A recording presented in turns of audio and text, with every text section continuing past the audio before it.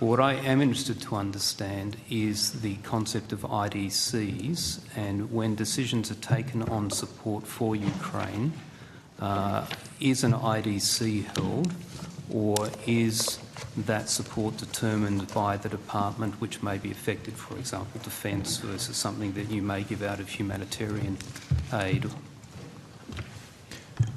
Senator, I think whether or not to call an IDC really depends on the complexity of government action being required, and in particular whether it requires coordinated action across multiple departments. It would be typical in that case to call an IDC. On other occasions, it may not be necessary if it's within the competence of a single department.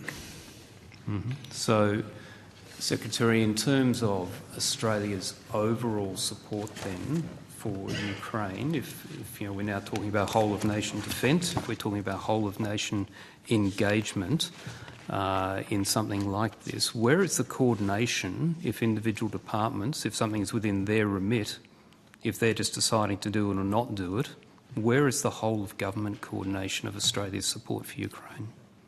Well, Prime Minister and Cabinet said in estimates that they run a coordination mechanism at a level, and then of course there are many other ad hoc communications.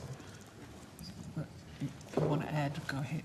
Just to add to the Secretary, Chris Cannon, Europe Division, that yes, PM&C coordinates a fairly regular IDC between relevant agencies, and as you would expect, Senator, there's a range of also regular but less structured interdepartmental meetings at the working level and mid-management level as well. Sure. So when you say working in mid-management, put some flesh on that for us. What level are we talking?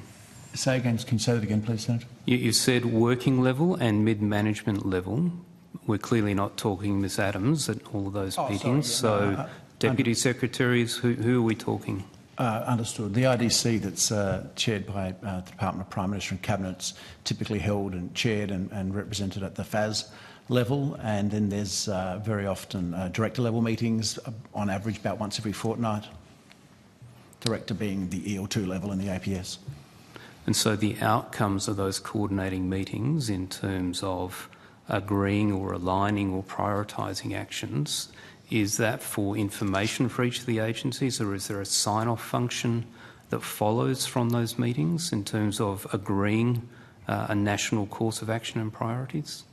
Well, I think, Senator, that depends, as Mr Brazier said, on the nature of the matter at hand. So it may be something for the Defence Minister to sign off, it may be something for the Foreign Minister to sign off. That would depend on the particular issue at hand.